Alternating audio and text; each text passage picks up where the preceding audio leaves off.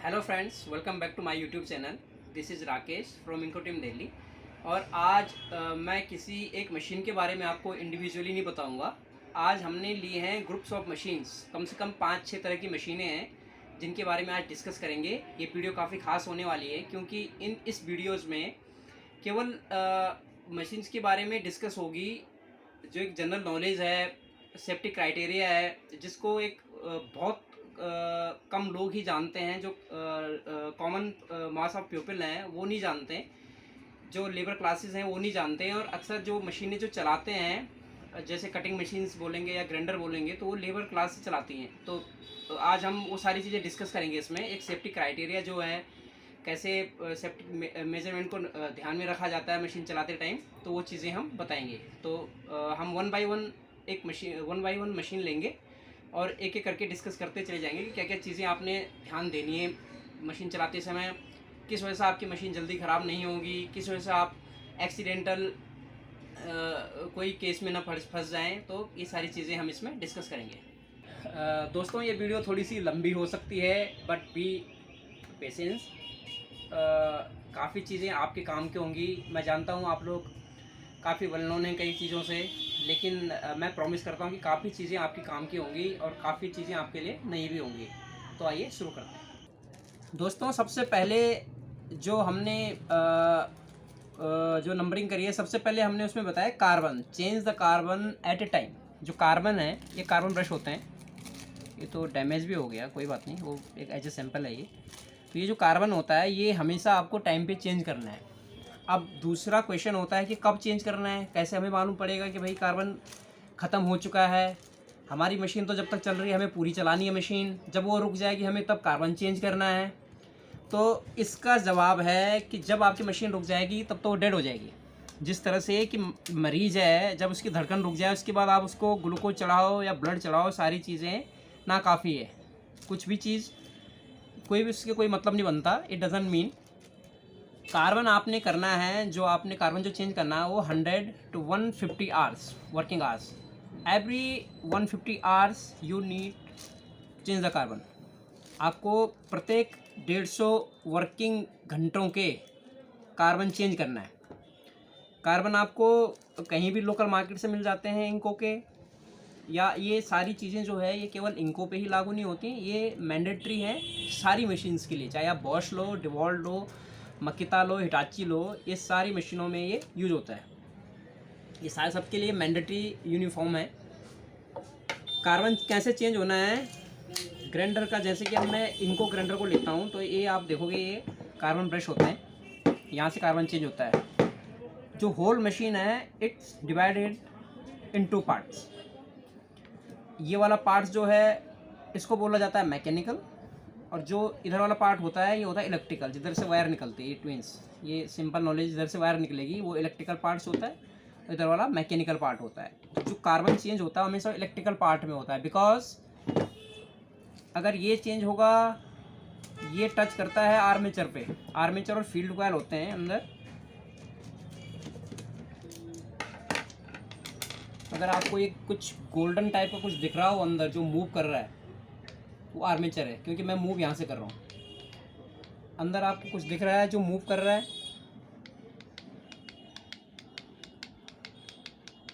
वो आर्मेचर का सेगमेंट है, उसको बोलते हैं कम्यूटेटर। तो जब ये कार्बन उस पर टच होता है तो वहाँ पे एक मैग्नेटिक फील्ड जनरेट होता है दोनों तरफ से।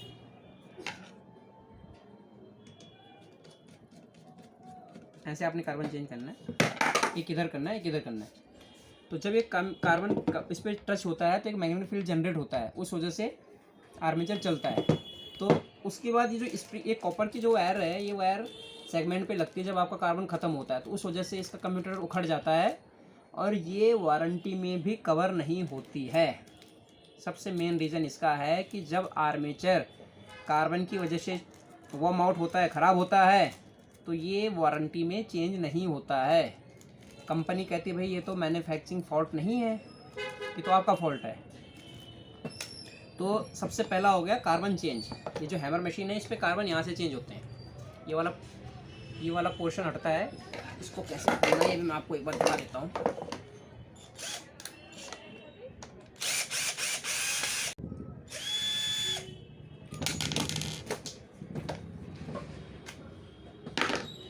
तो दोस्तों ये है मशीन, ये मशीन है आपकी 26 mm की 9028-2। This part is called switch. ये वाला पार्ट जो है ये इसको कहा जाता है ब्रश होल्डर। अब ये रोटेट करेगा तो ये एंटी क्लॉकवाइज और ये क्लॉकवाइज। इसको इसको कहते हैं कंप्रेसर स्प्रिंग। क्यों कंप्रेसर बोला जाता है? क्योंकि ये प्रेशर जनरेट करता है कार्बन के ऊपर, तो इसको कहा जाता है कंप्रेसर स्प्रिंग। दोनों तरफ होते हैं और कार्बन, ये जो आपको दिख रहा है ये कार्बन है, अंदर ये फंसा हुआ है। कार्बन कैसे चेंज करना आपने? कार्बन के लिए आपको ये ब्रश होल्डर ऊपर निकालना पड़ेगा। यहाँ पे टेंशन बनी होती है स्प्रिंग की, एक स्प्रिंग इधर होती है टेंशन स्प्रिंग। इन दोनों को निकालते हैं तो उसके बाद ये ऐसे करके ऊपर निकल जाएगा और इसके बाद कार्बन चेंज होता है। अगर कार्बन ना हो चेंज तो आप इसको कहीं पे भी लोकल मार्केट में जो इलेक्ट्रीशियन वगैरह बैठे होते हैं उनसे भी आप इसको चेंज करा सकते हैं, बट आपको इसको चेंज कराने की ज़रूरत है टाइमली। बाकी और इसमें सबसे बड़ा रोल जो है वो कार्बन का ही होता है। ओके दोस्तों, दूसरा जो हमने लाइन बना रखी है वो बना रखी है safety criteria. What's safety criteria? Safety criteria का मतलब है कि जब आप ग्राइंडिंग करते हो, ग्राइंडिंग, अभी सपोज़ हम एक मशीन के बारे में बात करेंगे। जब हम ग्राइंडिंग करेंगे तो इसमें जो व्हील लगते हैं, जैसे ये ग्राइंडर व्हील कहते हैं, इसको कटिंग व्हील कहते हैं। जो पतली होती है उसको कटिंग बोला जाता है। ये ग्राइंडिंग, ये घिसता है तो इट मीन्स कि ग्राइंड करेगा। तो जब हम इसको चलाएंगे, सपोज हम इसको मशीन पे ऐसे, अभी मैं आपको,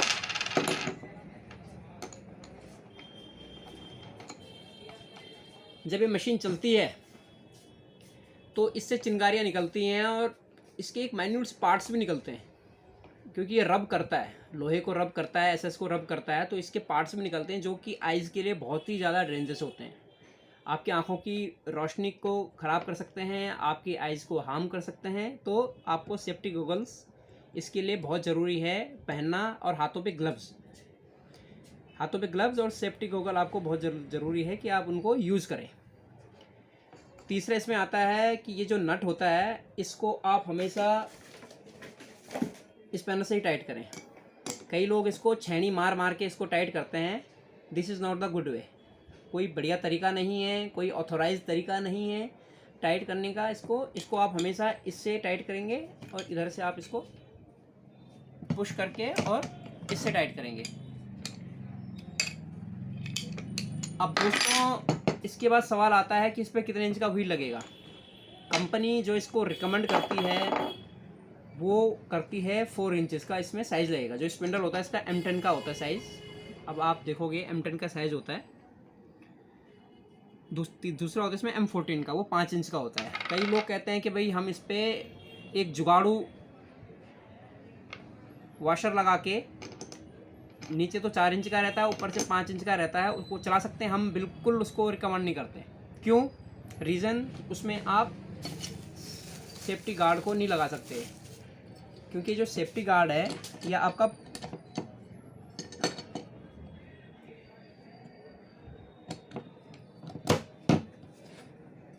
अगर आप इस पर 4 इंच का व्हील लगाओगे तो ये सेफ्टी गार्ड 4 इंच के व्हील के लिए ही होता है। जब आप इसका 5 इंच का व्हील लगाओगे तो 5 इंच के लिए फिर आपको सेफ्टी गार्ड हटाना पड़ेगा, जो कि आपकी सेफ्टी के लिए बहुत ही ज़्यादा खतरनाक है। इन केस हमने ये व्हील लगाया और ये व्हील डैमेज हो गया, सपोज हमने ये व्हील लगाया, मशीन चलते चलते ये व्हील हो गया डैमेज, ये मशीन चलते चलते व्हील हो गया डैमेज, तो क्योंकि ये वाला पोर्शन काट रहा आगे, ये वाला आपकी तरफ है, तो व्हील डैमेज हो गया, तो ये आपको हार्म करने से बचाएगा। ये व्हील इस पर स्टक करेगा, यहाँ पे फंस जाएगा, टूटेगा तो इसी पे चोट करेगा और ये आपको हार्म होने से बचाएगा। आपकी लाइफ बहुत ज़्यादा कीमती है, आपके लिए, आपके बच्चों के लिए और ख़ुद आपके लिए भी, तो ये आपको बचाएगा। तो इस पर आपने 4 इंच का ही व्हील लगाना है, जैसे कि ऑलरेडी मेंशन्ड है, बुक्स में ऑलरेडी मेंशन्ड है, मैनुअल जो इसके साथ टूल्स मैनुअल आती है उसमें मेंशन रहता है और आप नेट पे भी ऑलरेडी अवेलेबल है।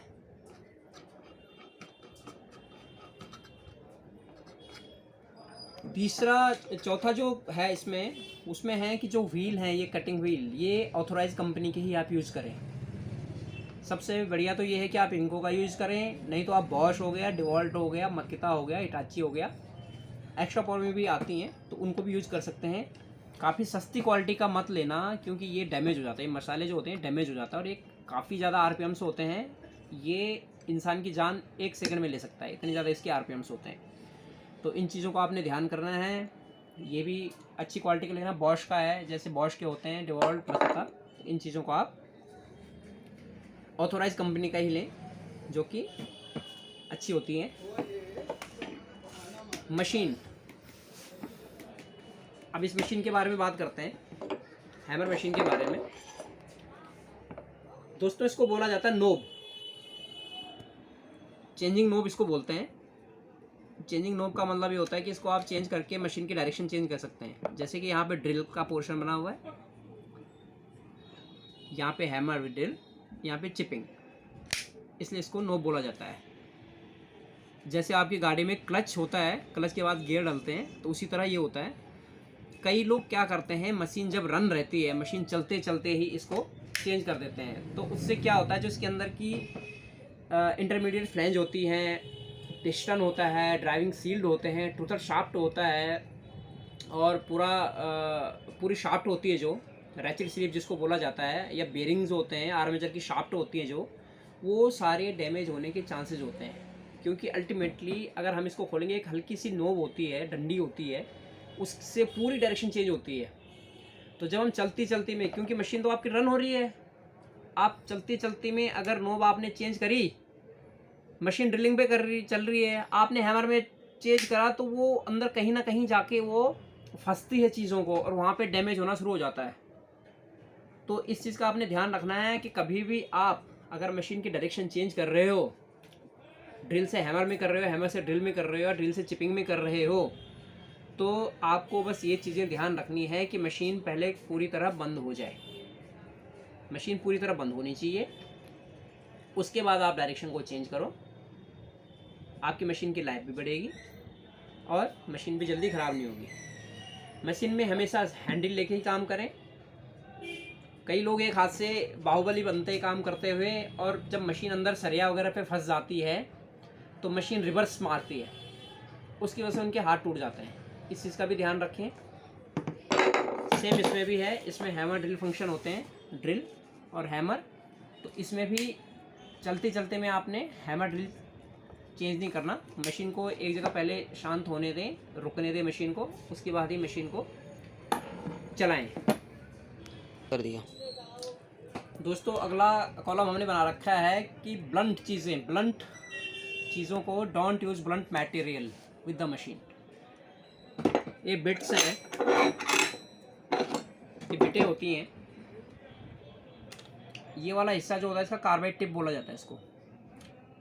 तो अगर ये सही है तो कटिंग अच्छी करता है। मेन अगर इसने कटिंग कर दी तो आगे तो फिर इजीली बिट पुश ऑन हो जाती है, कोई प्रॉब्लम नहीं होती है।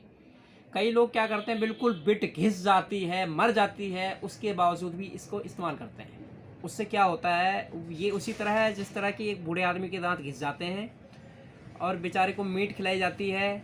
मीट उसकी पाचन क्रिया को भी डैमेज करती है, उसकी हेल्थ को भी डैमेज करती है। ये उसी तरह से, तो हमेशा ब्लंट बिटें इस्तेमाल ना करें, अच्छी क्वालिटी की बिट्स यूज़ करें। S4 की बिटें आती हैं और 4-5 तरह की राउंड की भी बिटें आती हैं। उसी तरह चीज़ल में भी हैं, चीज़ल में भी बिल्कुल शार्पन चीज़ल जो होती हैं उनको यूज़ करें। जैसे ये 11 किलो की चीज़ल हैं, आप देखोगे कितनी पॉइंटेड हैं। तो ऐसी बिट्स यूज़ करें, और अगर बिटें ब्लंट हो जाती हैं तो इनको फेंक के दूसरी बिटें यूज़ करें, ये सबसे बढ़िया होती हैं। इनसे आपकी जो परफॉर्मेंसेस है, काम में जो गति रहेगी वो भी बढ़ेगी, और इससे जो आदमी हैं उनके काम करने की क्षमता भी बढ़ेगी। तीसरा सबसे ज़्यादा जो ज़रूरी है, आपकी मशीन की लाइफ बढ़ेगी, क्योंकि मशीन की जो मोटर होती है वो प्रेशराइज होती है इन चीज़ों से। आगे से काम होगा नहीं तो वो बैक मारते हैं, और उससे मशीन की जो मोटर होती है वो डैमेज होने के चांसेस होते हैं। उस पर प्रेशर बहुत ज़्यादा पड़ते हैं, वो हीटिंग होती है, गर्म होती है। कर दिया। दोस्तों जो अगली नंबरिंग है वो है कि don't use small particles along with the machine. कई लोगों को हमने देखा है कि मशीन का जो बॉक्स होता है मशीन का जो बॉक्स होता है, स्पेशली ये जो हैमर मशीनें होती है मैं उनकी बात कर रहा हूँ, उसके बॉक्स में गिट्टियाँ रख देंगे, छोटे छोटे नट बोल्ट्स, कील, गिट्टी बोल्ट्स और छोटे छोटे पार्टिकल्स रख देते हैं। आप कहोगे भाई इनकी तो ज़रूरत है, आपको अगर वो रखना हो तो या तो किसी छोटे बॉक्स में रखें या किसी पॉलीथीन में ऐसी चीज़ में रखें कि जो इनको मतलब खुला ना छोड़ें। इससे क्या होगा, इससे ये होगा कि जो ये वैक्यूम के लिए चीज़ें बनी होती हैं इसके अंदर से वो अंदर जाते हैं, इस होल में से अंदर जाते हैं, पुश करते हैं अंदर, और इसके बाद अंदर जो कॉपर जो मोटर है, कॉपर वाइंडिंग वाली जो मोटर होती है हमारी, उस पर वो हिट करता है। जब मशीन पूरी आरपीएम में होती है तो उस पर हिट करता है और उसकी वजह से आपकी मोटर डैमेज हो जाती है। मैनी केसेस, मैंने बहुत सारी केसेस में ये चीज़ें देखी हैं कि जो आर्मेचर होती है उसके सेगमेंट्स डैमेज हो जाते हैं, बिकॉज उसमें गिट्टियाँ होती हैं और कील्स वगैरह कई छोटी छोटी पार्टिकल्स होते हैं तो उसको डैमेज कर देते हैं। तो इन चीज़ों के लिए आप कोई स्पेशली अलग सा कोई चैम्बर रखें, कोई बॉक्स रखें प्लास्टिक का या पन्नियाँ वगैरह कुछ रख के उसमें डाल के इन चीज़ों को रखें, ताकि ये आपके जो मोटर्स हैं उनको डैमेज ना करें। ये चीज़ें स्पेशली गर्म हवा के लिए होती हैं, यहाँ से वैक्यूम निकलता है, जो गर्म हीटिंग होती है जो मशीन की मोटर की, ये हीट यहाँ से निकलती है बाहर। जब यहाँ से वो घुसते हैं तो वो मोटर को पूरा डैमेज कर देते हैं। चला दिया। अब दोस्तों इसमें 2 पॉइंट और हैं। एक तो मशीन जब आपकी बहुत ज़्यादा गर्म हो रही हो, मशीन चलते चलते, एक तो होता है कि भाई नॉर्मल गर्म होती है, जैसे इंसान काम करता है तो हीटअप हो ही जाता है काम करते करते, क्योंकि मोशन में काम करता है, गति रहती है शरीर में। एक होता है कि मशीन बहुत ज़्यादा गर्म हो रही है, मशीन चलते आप काम कर रहे हो और बहुत ज़्यादा गर्म हो रही है, तो उस मशीन को इमीडिएट रोक देना चाहिए। मशीन को आप रोक दो, उसको उसके रिलेटेड जो भी सर्विस सेंटर कंपनी ने अलॉट किए हुए हैं उसमें उसको भेजिए कि भाई आपकी मशीन है, अंडर वारंटी में है, अंडर वारंटी में ना भी हो तो पेड में भी है, तो वहाँ पे आप इन चीज़ों को दिखवा सकते हैं। क्योंकि मशीन में हो सकता है कि बहुत ज़्यादा डैमेज होने के चांसेस हों और वो कम डैमेज में ही ठीक हो जाए। जैसे सपोज आपके आर्मेचर फील्ड ख़राब हो रहे हैं और हो सकता है फिर आर्मेचर ही ख़राब हो, आगे जाके और चीज़ें ज़्यादा डैमेज ना करे, तो सस्ते में ही आपकी मशीन रिपेयर हो जाए। दूसरी चीज़ दोस्तों जो है वो है कि मशीन में अगर आवाज़ आ रही है, नॉइज़ी कंडीशन में मशीन, कि भाई पहले स्मूथ चल रही थी, धीरे धीरे हल्की हल्की नॉइज़ बढ़ी और अब बहुत ज़्यादा नॉइज़ी हो गई है, तो तब भी आप उसको उस स्टेज में भी रोक दीजिए और इसको डायरेक्ट किसी सर्विस सेंटर में जहाँ पे भी आप ठीक करवाते हैं तो वहाँ पे आप इसको ले जाइए और वहाँ पे इसका चेकअप करवाइए मशीन का सर्विस सेंटर में। दोस्तों इसमें जब भी आप ड्रिल चक देखें, ड्रिल चक की कंडीशन अच्छी हो, ड्रिल चक की कंडीशन अच्छी हो जब भी आप इसको चलाएं, और इसमें आप देख रहे होंगे ये 3 ग्रुप बने हुए हैं, तो तीनों ग्रुपों के लिए इनको टाइट करने के लिए 3 होल भी बने होते हैं, एक होल, सेकेंड, थर्ड। तो जब भी इस पर की लगाते